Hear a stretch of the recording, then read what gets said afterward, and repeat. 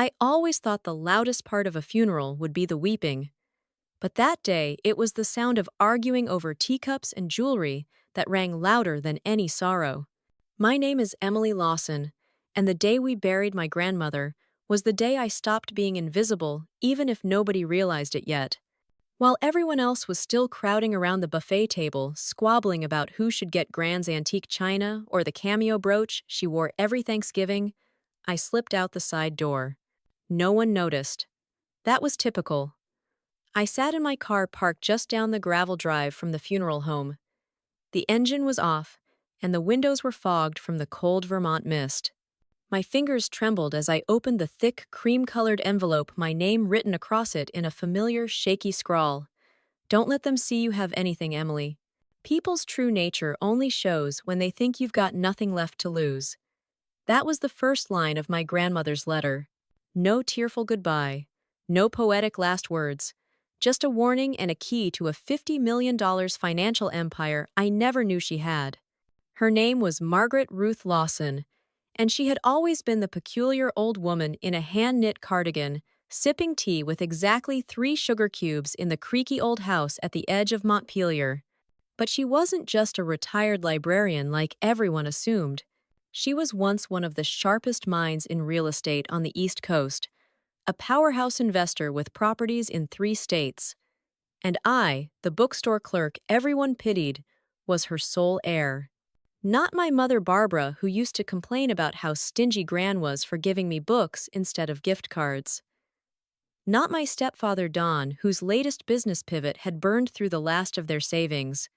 Not my younger brother Caleb, the next Mark Zuckerberg, with a portfolio of failed apps and an endless supply of second chances. Me. I stared at the documents that came with her letterbank statements, real estate titles, controlling shares in 3 firms, and a trust under my name, E.R. Lawson Legacy Holdings, all totaling $50 million. It didn't feel real. My breath fogged the window as I pressed my forehead against it.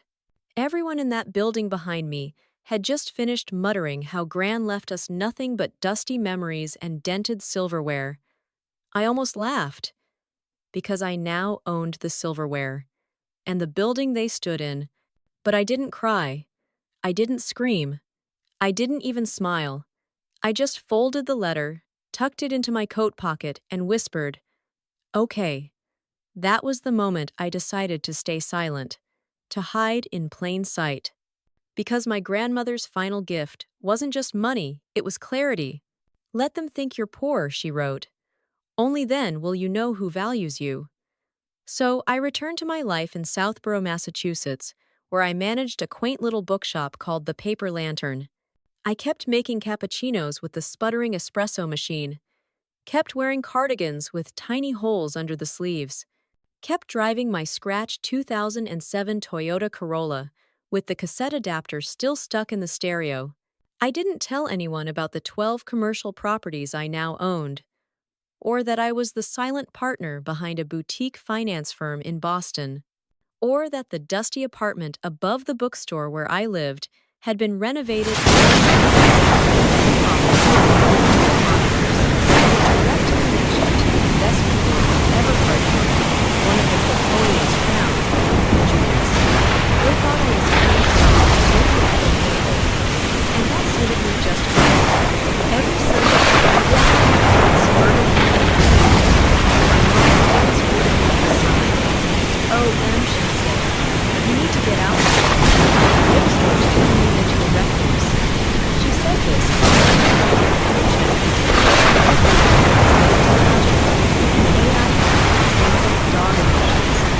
nodded, sipping chamomile tea, even as I got a notification on my phone that one of the companies under my control had just bought the warehouse Caleb had applied to rent under a fake name. My parents didn't ask about me. Not really. To them, I was just Emily, the girl who didn't need much, who chose a simple life. I let them believe it, because pretending to be powerless was the only way I'd ever have real power. My grandmother understood that. "You'll never win screaming," she wrote. "You win by knowing when to speak." I went back to work the next day, just like usual. But now, I noticed everything. I saw how people treated me, how small their expectations were, how quickly they dismissed me. And I started to make notes, not for revenge, but for the moment when silence would speak louder than any of them expected. A month passed before anyone noticed anything had changed. By then, I'd already hired a private financial counselor to audit my grandmother's old records, transferred key assets under a new LLC, and bought the building that housed the paper lantern. I even fixed the faulty boiler quietly, anonymously. But on the surface, I was still just Emily, the sweet girl who never left that bookstore. Then came Caleb's birthday dinner. We met at this upscale Italian place in Back Bay, the kind of restaurant with hand-pressed menus and wine lists longer than the food options. I wore a plain navy dress, the same one I'd worn for 4 years. I didn't need to change who I was. I just needed to listen. Caleb had launched another startup. This one was an NFT marketplace for emotional moments. He described it like a TED Talk on speed. Imagine bottling grief, Emily. Or joy. Selling it. It's the future. I smiled softly. How are you paying for this one? Oh well, we'll need seed investors soon. My mom leaned in. You know, honey, maybe Emily could help. You've always been good with savings. I stirred my soup. Savings can't fix bad ideas. It was the first time I said something sharp. There was a silence. Not a loud one, but the kind that made you feel cold around the edges. Caleb raised an eyebrow. Dawn blinked. My mom laughed too loudly. You're funny, Em, she said. But seriously, if you know someone, just think about it, okay? I nodded. Later that night, I transferred the deed to the co-working space Caleb's company had applied for into my name. I marked the lease as rejected due to credit risk, not out of spite, out of truth. That week, a woman came into the paper lantern around closing time. Her name was Sandra Ellis, a financial investigator working with the Witmore Trust, a name I'd seen across multiple portfolios in the documents Gran left me. She didn't know who I was. I'm looking into irregularities with the Hayes family accounts, she said. Ever heard of them? I had. Barbara and Don Hayes listed as co-beneficiaries on a former life insurance policy that Gran had quietly dissolved in 2018. No, I said, shelving a stack of paperback thrillers. Sandra frowned. They recently tried to apply for a reverse mortgage on a property they don't fully own. Thought that was interesting. I didn't blink. Sounds messy. She left her card. I never called. Instead, I paid an anonymous visit to the Franklin Financial Education Center. It was one of the places Gran had made donations to a quiet little nonprofit in Worcester, tucked between a bus stop and a laundromat. I walked in, just as a financial literacy session ended. At the front of the room was a man in his 60s, white hair, hunched shoulders, shaking hands, but he was cleaning up ledgers and helping a couple write down their grocery spending. It was my father. I stood at the door watching, not moving. He didn't notice me, but I noticed him. He wasn't wearing a tie, not a trace of the corporate stiffness he used to cling to. Just a man trying to understand how to live a smaller, realer life. And my mother, she entered 5 minutes later with a thermos and a clipboard. She took attendance. She asked someone if they had eaten. She complimented a woman's earrings. It didn't make up for everything, but I saw something that night I'd never seen before: effort. Genuine, uncomfortable, humbling effort. I left without saying a word. Back in Boston, I wrote in my digital journal, same app, same private folder Gran had used. They're not perfect, but they're trying. That matters. By spring, I received an HR report from Pet King, a retail chain I had quietly invested in under one of Gran's aliases. I never liked pets much, but I believed in the brand. The report was for Logan Hayes, my brother. He'd worked 7 weeks straight. No sick days, no no-shows. Quiet, punctual. The report called him low energy, but reliable. For Logan, that was a miracle. Gone was the kid who once declared he was building the next Tesla after watching one YouTube video. Gone was the boy who used to barge into rooms announcing plans. Now he was clocking in, mopping floors and taking inventory. That night, I sat in my high-rise office floor, 39 of the Witmore Executive Tower. I didn't go to the board meeting. I just sat with a cup of mint tea and opened the wooden box I had kept hidden behind my desk. Inside was the photo, i.e., at 14. Gran's hand on my shoulder. She had written on the back, "You'll be stronger than I ever was." I didn't cry. I didn't speak. I just placed the photo beside my keyboard and whispered, "Okay," because now I finally understood. She didn't just leave me money. She left me a mirror to see who I was when no one was watching. That summer, I stopped pretending. No more hiding behind bookstore counters, pretending I didn't notice the way people still talked down to me, like I was the girl who always helped Grandma with receipts. I was the recipient. I was the one who ran the audits, structured the trusts, and knew exactly how the Hayes family had drained my grandmother's estate and nearly buried her legacy under credit debt and phantom LLCs. But I wasn't interested in punishing them, at least not in the way they expected. One Saturday, I returned to the paper lantern, not as the manager, not even as the silent partner, but as the sole owner. The name was mine now, the building, the history, the books. I hung the photo of me and Grandma Margaret behind the counter, a white curtain drifting softly behind it in the summer breeze. I placed a fresh daisy in a chipped vase, brewed some tea, and sat by the front window with a hardcover on estate law I'd once read out of panic. For the first time in a long while, I wasn't angry, I was just still. A few days later, I received a letter from the Massachusetts probate court. The estate was finally settled, every disputed asset, every lien debt and false claim by my mother or brother had been rejected. Officially, legally, and publicly, the entirety of Grandma Margaret's holdings belonged to me. But that wasn't the news that hit me hardest. No, it was the note from the Financial Oversight Office attached to the report. Barbara Hayes, 12 of 12 counseling sessions completed. Budget compliance noted.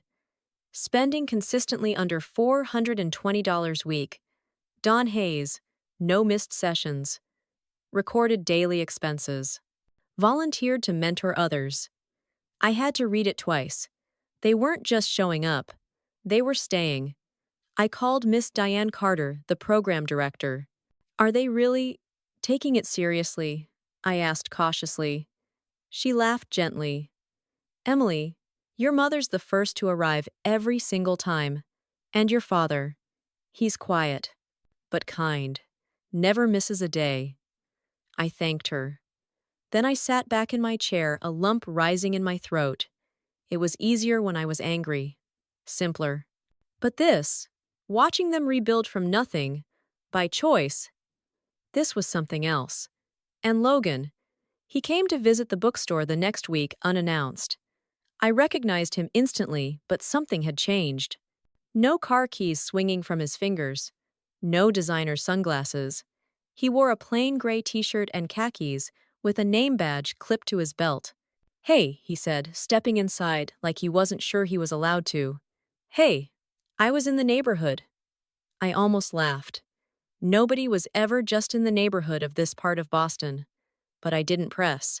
He walked slowly, glancing at the books like he cared about them. Like he wasn't performing. "I saw the sign," he said, pointing at a small shelf labeled, "Free if you need it more than I do." "That's new." I shrugged. "Some people need stories more than they need change." He nodded. Then he pulled a small brown paper bag from his backpack. "Mom made lemon bars. She said you liked them once." I took them. I didn't smile, not right away. But I didn't refuse them either. "Thanks." Logan shifted, unsure. "I've been working with this nonprofit downtown. They help teens start small businesses. Most of them are from Roxbury or Dorchester. Kids who've never seen a bank account, let alone built one." "That's good," I said. He looked down at his shoes. "I used to think money meant freedom. Now I think it's just a tool. And the tool only works if the person holding it knows what they're building." I didn't answer. But I did hear him. He left after 10 minutes. Quietly, respectfully, and when he walked away, I realized for the first time I wasn't waiting for an apology anymore. I didn't need one. That night, I drove to Worcester. Didn't tell anyone. Just parked 5 houses down from the white home with the small plum tree I'd planted when I first bought it under a separate holding name. No ornate gates, no marble. Just a small white house with a hand-painted mailbox. I stood there for 15 minutes, watched my dad sweeping the porch. My mom is tending to the flower beds. They were older, smaller somehow, but more real. I didn't walk up, didn't knock. I just stood there long enough to believe what I was seeing. Then I left. Back in Boston, I opened my journal and wrote, "The greatest strength doesn't lie in what we earn. It lies in when we choose to use it. Quietly, precisely, without needing anyone to say thank you." The next day, I told Sarah, my assistant, not to cancel the Maple Pages renewal. "We don't make any money from it," she reminded me gently. "That's not why I keep it," I replied. "It's why I started." Later that afternoon, a teenager came in, maybe 15, skinny, nervous, clutching a notepad like it might disappear. "Do you have any books on investing?" he asked, eyes wide. I smiled, reached for The Millionaire Next Door. "Not only can you do it, I said you probably should." He paid with crumpled bills, thanked me, left. He had no idea he'd just been mentored by one of the wealthiest women in Massachusetts. And I liked it that way. 5 years passed. If you'd asked me what healing looked like back then, I would have said revenge. Or at least justice served cold. But time has a way of softening definitions and sharpening what matters. That fall, I stood behind a podium at Harvard Business School. Not as a guest, not as a name-drop speaker flown in from some Silicon Valley IPO, but as myself, Emily Witmore, a woman whose name had once been laughed at in boardrooms and forgotten in family group chats. The hall was stunning. Polished cherrywood floors, crystal lights suspended like stars. A sea of young faces waited, hopeful, skeptical, hungry. I took the mic and whispered the same words Grandma Margaret told me the day I left Vermont with nothing but a duffel bag and a head full of dreams. When they underestimate you, don't argue. Let your results speak. The silence in the room after that was deep. I told them about the paper lantern, about the years I sorted invoices barefoot under a fan that rattled when it rained. About the Saturdays I smiled at customers who asked for the real manager. About hiding my wealth just to see who'd love me without it. I told them about Barbara, my mother, and how she burned through trust funds and apologies like they were disposable. And Don, my father, who once told me books won't keep the lights on. I spoke of pain, yes, but not with bitterness. More like someone describing a storm they survived. I told them the truth. I took control of every debt in their names. I could have let them drown. Instead, I built a life raft and left it floating in their path. Some people never reach out for help, but they did. Barbara, who now volunteers at a local church in Worcester, runs a small pantry out of the church basement. Dawn, who sends me organic lettuce wrapped in foil and scotch tape with notes like, "From the yard. No chemicals. Promise." Even Logan, my brother once obsessed with private jets and NFT portfolios, now works for Brightstarter, a nonprofit that mentors youth-led startups in underfunded neighborhoods. One night, while we both stood awkwardly in our mother's kitchen, he said something that stayed with me. "I used to think having money made you strong, but turns out it's what you do with it that makes you powerful." I didn't respond. I didn't need to. We both knew the truth didn't need to be spoken aloud to be real. Still, not everything healed perfectly. Some wounds don't close. They just stop bleeding. I still have days where the loneliness creeps in. I remember the girl at 12 quietly eating oatmeal while voices argued down the hall. I recall the first time my mother called me too intense like it was an insult. But those memories no longer define me. They remind me. At Maple Pages, we added a small cafe. Just 3 tables, decent coffee, a rack of donated books labeled "Take one, leave one," or "Just take." I no longer work behind the counter, but I come every Sunday morning, sit in the corner booth, read something completely unrelated to finance, poetry, memoirs, sometimes a dog-eared thriller with a missing back cover. The photo of me and Grandma still hangs near the register. Beneath it, I had a small plaque installed that reads, "True strength doesn't lie in wealth. It lies in how we reveal our dignity." A little dramatic, maybe, but it's ours. Some people walk in and recognize me now, others don't. The baristas know not to mention my name unless asked. I like the quiet, the anonymity, the freedom of being seen as a person, not a headline. And that's why I chose not to expand, not to franchise, not to turn the bookstore into a brand. I've already built empires. Now I just want a home. My apartment overlooks the harbor now. Nothing extravagant, sleek, modern, soft lighting and plants I'm still learning to care for. Some nights I leave the sliding door open just to feel the breeze off the water. I sip mint tea, watch the lights shimmer. Think about the girl I used to be, the one who tried so hard to be noticed by people who never even turned their heads. And now, I don't need anyone's attention, because I've finally learned how to hold my own. It was a quiet Sunday when I realized I no longer lived in two worlds. I didn't need to switch masks, one for the boardroom, one for family, one for myself. The lines had finally blurred into something honest, something whole. That morning, I visited my parents' house in Worcester. It looked nothing like the mansion they used to chase. No marble columns, no koi ponds, no imported chandeliers. Just a small white house with a plum tree that bloomed early every spring. Don was in the backyard, crouched near his rows of spinach and heirloom tomatoes. He had a sun hat on, a ridiculous one, and gloves too big for his hands. When he saw me, he grinned, not with the arrogance of a man in charge, but with the joy of someone surprised by a visit they didn't expect but deeply wanted. Inside, Barbara had just finished baking something, oatmeal cookies, from the smell. She still tied her apron twice around her waist like Grandma Margaret used to.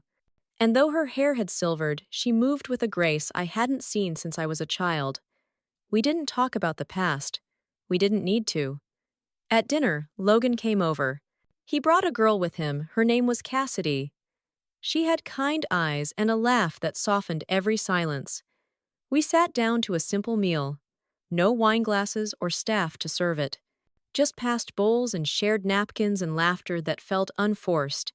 And me, I didn't sit on edge waiting for the other shoe to drop. I didn't second-guess my words. For the first time in my life, I belonged in my own family. Later that night, I returned to Boston and stopped by Maple Pages. It was closed, of course, but I had my own key. Inside, the lights were warm. The shelves still smelled of paper and cedar. I walked to my corner and sat down. The same spot I once read in as a scared teenager trying to learn how the world worked.